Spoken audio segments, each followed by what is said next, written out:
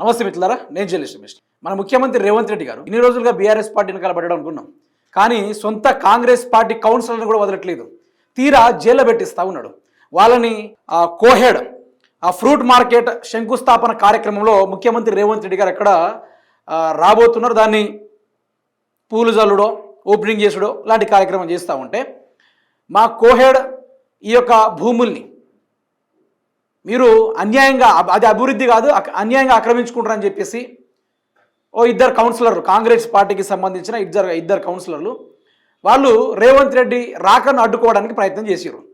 ఈ విషయం తెలుసుకున్న అక్కడ స్థానిక ఎమ్మెల్యే లటక్కున ఫోన్ చేసిన పోలీసు వాళ్ళకి. రోడ్డు మీద పోకముందే ఇబ్రహీంపట్నం స్థానిక ఎమ్మెల్యే మల్రెడ్డి రంగారెడ్డి ఆయన తమ కార్యకర్తలు కూడా కాదు, వాళ్ళకంటూ ఒక స్థాయి ఉంది, కౌన్సిలర్లు, కాంగ్రెస్ పార్టీకి సంబంధించిన కౌన్సిలర్లను పోలీసు వాళ్ళతోటి అదేదో నేను 1 టౌన్ పోలీస్ స్టేషన్లో ఉన్న, 2 టౌన్కి వచ్చిన, 4th టౌన్కి వచ్చిన అని చెప్పుకుంటూ ఆ యొక్క విలన్ని కార్లేసి తిప్పుతూ ఉంటారు ఊర్లో మొత్తం. అదే తిరిగి ఇక్కడ తిప్పుతూ ఉన్నారు. అంటే మొన్న ఒక సర్పంచ్ని ఇదే విధంగా అసెంబ్లీ దగ్గర ఒక కాంగ్రెస్ సర్పంచ్ని ఇదే విధంగా పోలీసు వాళ్ళు అరెస్ట్ చేసే ప్రయత్నం చేస్తే లబలబ అనుకుంటూ మొత్తుకుంటూ, మీరేం పోలీసులే, నేను కాంగ్రెస్ కార్యకర్తనని చెప్పేసి మొత్తుకున్నా కూడా ఆయన వదలే లాస్ట్ వరకు. అట్లా ఆయన వైరల్ అయ్యిండు. ఇక్కడ రేవంత్ రెడ్డి ప్రభుత్వంలో వాళ్ళ కౌన్సిలర్లకే నిర్బంధన పాలన అయిపోయింది. వాళ్ళు అడిగింది ఏంది, డిమాండ్ ఏందో మీరే వినండి. ఇబ్రహీంపట్నం నియోజకవర్గంలో కోహెడ్ ఫ్రూట్ మార్కెట్ శంకుస్థాపన కార్యక్రమానికి ముఖ్యమంత్రి రేవంత్ రెడ్డి హాజరు కానున్న నేపథ్యంలో సొంత పార్టీ నాయకులను, కార్యకర్తలను అరెస్టు చేయించిన కాంగ్రెస్ ఎమ్మెల్యే, ఎంత గొప్పడండి, కోహెడ్ ఫ్రూట్ మార్కెట్ వద్దు అంటూ వ్యతిరేకిస్తున్న కాంగ్రెస్ పార్టీ నాయకులు, కార్యకర్తలు. వేరే పార్టీ వాళ్ళు తిరగబడితే అది వేరు, సొంత పార్టీ వాళ్ళే వద్దురా నాయన, మీకేం మాయరోగం పుట్టిందని చెప్పేసి వాళ్ళు ఎదురు తిరుగుతూ ఉంటే, అక్కడ ఉన్న స్థానిక ఎమ్మెల్యే ఇబ్రహీంపట్నం కాంగ్రెస్ ఎమ్మెల్యే మల్రెడ్డి రంగారెడ్డి గారు ఆయన వాళ్ళని అరెస్ట్ చేసేసి తిప్పే కార్యక్రమాలు. ఇక వాళ్ళ బాధనేందో ఒక్కసారి మీరే వినండి. లాకర్కి ఇక మా ప్రభుత్వం వస్తే మేమేందో చూపిస్తామనే అలా. ఇప్పుడు ఒక ప్రభుత్వం వచ్చినప్పుడు మేమేందో చూపెడతాం అనేది ఒకటి ఉంటుంది, అది అభివృద్ధి మంచితనం కావచ్చు, చెడుతనం కావచ్చు. కానీ ఇక్కడ మేమేందో చూపెడతామని చెప్పేసి సీదా సీఎంకి టార్గెట్ వేసారు ఈ కౌన్సిలర్లు. ఇక సీఎంకి టార్గెట్ వేస్తే ఏం చేస్తారు, తీసుకెళ్లి బొక్కలో పడిచే కార్యక్రమం దగ్గర అట్లనే వచ్చింది. ఇక ఈ ముచ్చట్ని మీరే వినండి ఏమంటారో.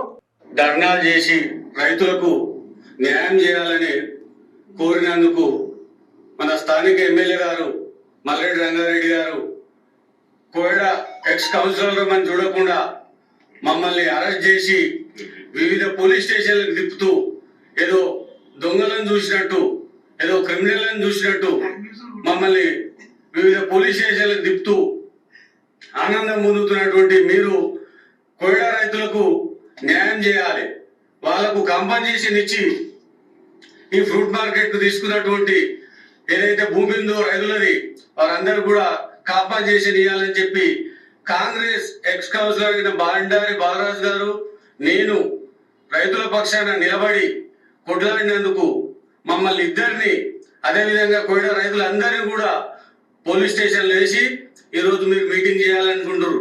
కానీ మమ్మల్ని అరెస్ట్ చేసినా పర్వాలేదు, మీరు మాత్రం రైతులు ఈరోజు మీరు మీటింగ్ చేయాలనుకుంటారు. కానీ మమ్మల్ని అరెస్ట్ చేసినా పర్వాలేదు, మీరు మాత్రం రైతులకు న్యాయం చేయాలి, వాళ్ళకు కాంపన్సేషన్ ఇవ్వాలి. మీకు 10 సంవత్సరాలు మీ వెంట ఉండి మిమ్మల్ని గెలిపించినందుకు మాకు ఇస్తున్నటువంటి బహుమతిగా మేము దీన్ని భావిస్తున్నాం. అయినా మీరు రైతులకు న్యాయం చేస్తే మిమ్మల్ని మేము ఖచ్చితంగా గుర్తుపెట్టుకుంటాము, అభినందిస్తాం. కానీ మమ్మల్ని అరెస్ట్ చేసి మీరు సాధించేది ఏం లేదు, రైతులకు న్యాయం చేయాలని డిమాండ్ చేస్తున్నాం. మల్రెడ్డి రామరెడ్డి అన్న, మీకు ఏమని ఏం చేసామన్నా మేము తుర్కేంజల్ మున్సిపాలిటీలో కౌన్సిలర్ గా ఉండి 8 మంది పార్టీ మారినా గానీ మేము నీ ఎంట ఉన్నందుకు మాకు ఇది అధికార పార్టీ ఒత్తిళ్లను తట్టుకొని మేము నీ ఎంట ఉన్నందుకు మమ్మల్ని అరెస్ట్ చేసి వివిధ పోలీస్ స్టేషన్ తిప్పుతున్నా. అయినా పర్వాలేదు, రైతుల పక్షాన ఉంటాం, కొట్లాడతాం. భవిష్యత్తులో మీరు ఈ రోజు ఏదో ఓపెనింగ్ చేస్తున్నాం అనుకుంటారు ఫ్రూట్ మార్కెట్, అయినా సరే మేము రైతుల పక్షాన్ని నిలబడి కొట్లాడుతూనే ఉంటాం. వాళ్ళ కాంపన్సేషన్ ఇచ్చే వరకు ఖచ్చితంగా మేము. ఈ బాధ పొగోని కూడా రావద్దు, పాకిస్తాన్ టెర్రరిస్ట్ కూడా రావద్దు ఇట్లాంటి బాధ. అయితే సొంత పార్టీడబ్బా, బయటోడు అయితే కాదు, కాంగ్రెస్ పార్టీడో, బీజేపీ పార్టీడో, సిపిఐ పార్టీడో, సిపిఎం పార్టీడో, ఎంఐఎం పార్టీడో అంటే అది వేరు. వీళ్ళు ప్రభుత్వానికి అభివృద్ధికి అడ్డుకుంటున్నారు, వీళ్ళను ఆపేయాలి, రిస్ట్రిక్ట్ చేయాలి అనుకుని చెప్పేసి పోలీసులతో నిర్బంధన చేయొచ్చు. కానీ సొంత పార్టీ వాళ్ళు ఏం పాపం చేసిర్రు వాళ్ళు అనుకున్నారు కావచ్చు, వచ్చేది మా కాంగ్రెస్ ప్రభుత్వమే, మేమేందో చూపెడతామని చెప్పేసి ఊళ్ళో గల్ల కూడా ఎగిరేసినట్టున్నారు. ఈరోజు అదే గల్ల పట్టుకొని పోలీసులు కార్లలో పెట్టి తిప్పుతా ఉన్నారు రోడ్లంతా. ఎందుకు ఈ దౌర్భాగ్యం ఎందుకు వచ్చింది? కోహెడ్ ఈ యొక్క రైతులకు సంబంధించిన భూములు ఏవైతే ఉన్నాయో అక్కడ మార్కెట్ పెడతా అని చెప్పేసి ఈ యొక్క ఎమ్మెల్యే, అక్కడ స్థానిక ఇబ్రహీంపట్నం నియోజకవర్గ ఎమ్మెల్యే, అదేవిధంగా రేవంత్ రెడ్డి దానికి ఓపెనింగ్ చేయడానికి వస్తూ ఉంటే ఇది తప్పు అని చెప్పేసి ఆపడానికి వస్తూ ఉన్నారు. ఇది అన్న పాపానికి నేను ఏమంటున్నా, వేరే పార్టీ వాళ్ళు అయితే ఇట్లా ధూమ్ధామ్గా చేయొచ్చు, సొంత పార్టీ వాళ్ళు కదా. ఇక్కడ రేవంత్ రెడ్డి క్యాడర్ ఆడ మిగులుతుంది. మరి వాళ్ళు ఏమంటారు, 8 సంవత్సరాల నుంచి వెనకాల తిరిగినామన్నా, ఇది పద్ధతి కాదు, నువ్వు మమ్మల్ని ఇట్లా చేసుకుంటా పోతే నీకు న్యాయం ఇది తగుతుందా నీకు అనుకుంటూ వాళ్ళు చెప్తా ఉంటే నాకే బాధ అనిపిస్తుంది.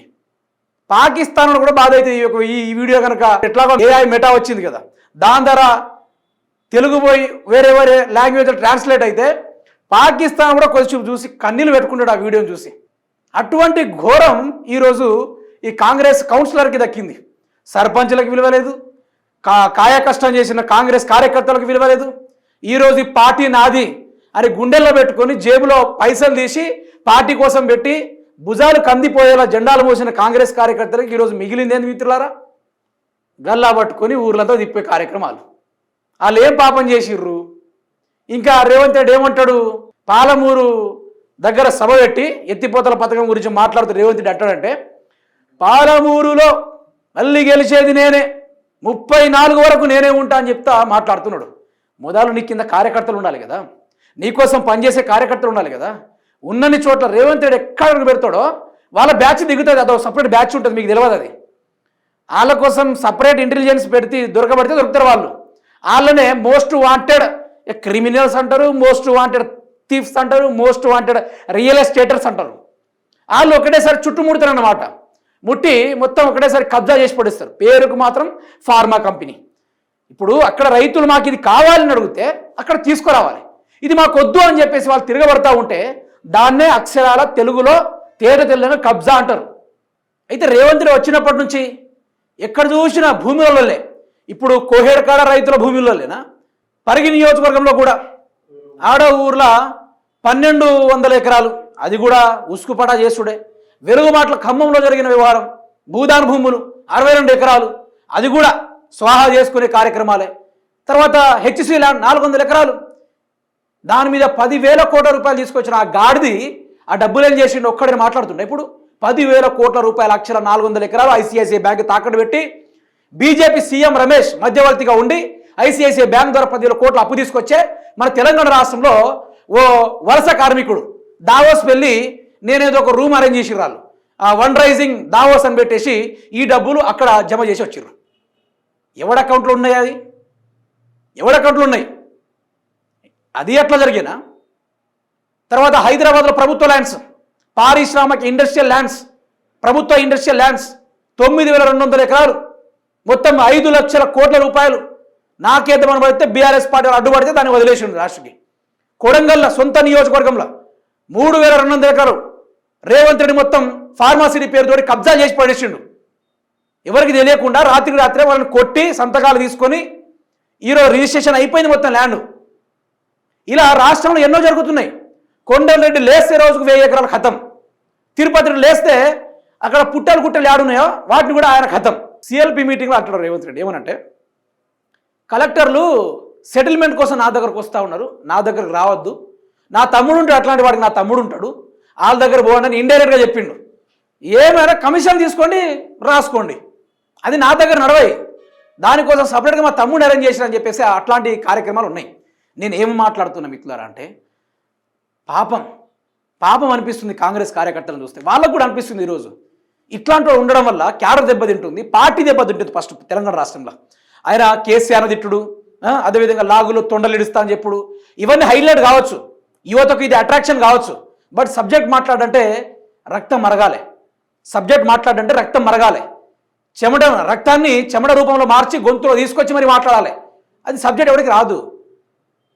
ఈ భారతదేశంలో మీరు మొత్తం జల్లెడ బట్టి వెతికితే మన ముఖ్యమంత్రి అంత చిల్లర ముఖ్యమంత్రి ఎక్కడ దొరకడు, రాబోయే రోజులు కూడా దొరకడు. ఇది మీరు యాద పెట్టుకోండి. తెలంగాణ రాష్ట్రాన్ని సర్వనాశనం చేయడానికి ఆ ఒక్క రేవంత్ రెడ్డి చాలు, వేరొకడు అవసరమే లేదు. ఒకే ఒక్క రేవంత్ రెడ్డి చాలు, సర్వం నాశనం చేసి పడేస్తాడు. ఎంత బాధ అంటే ఆ కాంగ్రెస్ కౌన్సిలర్ చేసే తప్పేంది, రైతులకు అండగా నిలబడ్డారు. రేవంత్ రెడ్డి ఎదిరించి రియల్గా వాళ్ళకి హ్యాట్స్ ఆఫ్ చెప్పాలి. రాబోయే రోజుల్లో అట్లాంటి వాళ్ళని గెలిపియండి. మళ్ళీ నేను చెప్తున్నా కదా, అట్లాంటి కాంగ్రెస్ ఈ ఇద్దరు లీడర్లని మళ్ళీ కౌన్సిలర్గా నిలబడితే గెలిపియండి. అవసరమైతే జెడ్పీటీసీని చేయండి. ఓటుకు నోటు కేసులో దొంగలు వచ్చేసేమో ఈరోజు రాజ్యాలు వెళ్తాడు. ఈరోజు సొంత పార్టీకి ఎదురు తిరిగి, రేవంత్ రెడ్డికి ఎదురు తిరిగి ఈ కోహేడ్ రైతుల భూములు, ఈ కోహేడ్ యొక్క వ్యవసాయ మార్కెట్ కోసం కేటాయించిన ప్రభుత్వం ఇబ్బంది పెడతా ఉంటే దానికి అగెనిస్ట్గా మీరు ఫైట్ చేస్తున్నారంటే నిజంగా వాళ్ళ ముఖాల్లో భగత్ సింగ్ అవపడుతున్నాడు పవన్ కళ్యాణ్ చెప్పినట్టుగా, మరో విప్లవ చెగువేరా అవపడుతున్నాడు మన పవన్ కళ్యాణ్ చెప్పినట్టుగా. అందుకని నేను ఏమంటున్నా అంటే ఇట్లాంటి వాళ్ళు అన్యాయం అయిపోతున్నారు. ఇట్లాంటి వాళ్ళకు రాజకీయంగా ఒత్తిళ్లతోటి సొంత పార్టీ వాళ్ళు చేస్తే ఇక అధికార రేపు వేరే పార్టీ వస్తే వాళ్ళ పరిస్థితి ఏంది? అందుకనే ఒక్కొక్కరు పార్టీని వీడేసి బీఆర్ఎస్ పార్టీలో చేరుతూ ఉన్నారు. ఇయర్ బీఆర్ఎస్ పార్టీ ఎవరైతే పార్టీ మారి వస్తున్నారో వాళ్ళకు బ్రహ్మరథం పడతా ఉన్నారు. ఇది జరుగుతున్న విషయం.